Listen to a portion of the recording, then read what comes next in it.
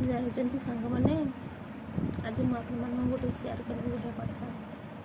ଆମେ ଏବେ ଗୋଟେ ମାର୍କେଟ ଯାଇଥିଲୁ, ବୁଝିଲେ ନା। ଗୋଟେ ମାର୍କେଟ ଯାଇଥିଲୁ, ମାର୍କେଟରୁ ଆମେ ଫେରୁଛୁ। ଫେରିଲା ବେଳେ କ'ଣ ହେଲା ନା, ମୁଁ ମୋବାଇଲରେ କଥା ହେଇ ଆସୁଥିଲି, ବୁଝିଲେ ସାଙ୍ଗମାନେ। ମୁଁ କଥା ହେଇକିରି ମୋବାଇଲ ନେଇ ଆସୁଥିଲି, ସେ ମୋ ମୋବାଇଲଟାକୁ ଛଡ଼ଉଥିଲେ, ବୁଝିଲେ ନା। ବର୍ଷା ଟିକେ ହେଉଥିଲା, ସେ ଗାଡ଼ିରେ ଯାଉଥିଲେ ନା, ଆମେ ଚାଲି ଆସୁଥିଲୁ, ମୋବାଇଲଟାକୁ ଛଡ଼େଇଲେ। ସେ ମୋବାଇଲଟାକୁ ଛଡ଼େଇଲେ, ମୁଁ ଏମିତି ମୁହଁ ବୁଲେଇ ଦେଲା ପରେ ମୋବାଇଲଟା ତଳେ ଗଳି ପଡ଼ିଲା। ଯଦି ତଳେ ଗଳି ପଡ଼ିଲା, ମୋ ମୋବାଇଲଟାକୁ ତଳୁ ଉଠାଇବା ସମୟରେ ମୋର ପର୍ସଟା ତଳକୁ ଟିକେ ଗଳି ପଡ଼ିଲା, ବୁଝିଲେ। ସେ ମୋ ପର୍ସଟାକୁ ନେଇକିରି ପଳେଇଗଲେ। ମୋ ପର୍ସରେ ବି ଆଉ ଗୋଟିଏ ମୋବାଇଲ ଥିଲା, ତା ଦେହରେ 5-7 ହଜାର ଖଣ୍ଡେ ଟଙ୍କା ଥିଲା। ମୋର ଗୋଟେ ସୁନା ଚେନ୍ଟେ ଥିଲା। ମୋର Aadhaar card, PAN card, bank account, ATM ସବୁ ସେଥିରେ ଥିଲା, ବୁଝିଲେ ନା।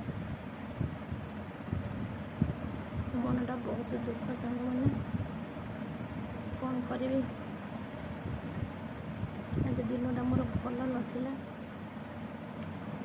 ସେଥିପାଇଁ ମୋ ସାଙ୍ଗରେ ଆଜି ଏମିତି ଘଟିଲା। ଯଦି ମୋବାଇଲଟା ନେଇଯାଇଥାନ୍ତେ ଭଲ ହେଇଥାନ୍ତା, ବୁଝିଲେ ନା। ଗୋଟେ ମୋବାଇଲ ମୋର ଯାଇଥାନ୍ତା, ସେମିତି ଗୋଟେ ମୋବାଇଲ ବି ଗଲା, ଟଙ୍କା ବି ଗଲା, ତା ସୁନା ଚେନ୍ଟା ବି ଗଲା, ମୋର ସବୁ ଡକୁମେଣ୍ଟ ଗୁଡ଼ା ବି ଗଲା। ଏବେ ଆମେ ଆସି ପହଞ୍ଚିଲୁ, ମୁଁ ଭାବିଲି ଟିକେ ଆପଣମାନଙ୍କୁ ସେୟାର କରିଦେବା, ସେଥିପାଇଁ ମୁଁ ଟିକେ ସେୟାର କରିଦେବି। କ'ଣ କରିବେ, ଆପଣମାନେ ଯେଉଁଠିକି ବି ଯାଉଛନ୍ତି ଟିକେ ସତର୍କ ହେଇକିରି ଯାଆନ୍ତୁ।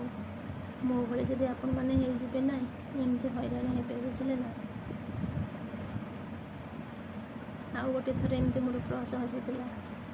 ହଜି ନଥିଲା, ମୁଁ ଗୋଟେ ବ୍ୟାଗ୍ ଧରିକିରି ମାର୍କେଟ ଯାଇଥିଲି ତ, ବ୍ୟାଗ୍ ଉପରେ ରଖିଦେଇଥିଲି, ବୁଝିଲେ। ମୋବାଇଲଟା କିନ୍ତୁ ମୁଁ ହାତରେ ଧରିଥିଲି, ପର୍ସରେ ରଖିନଥିଲି।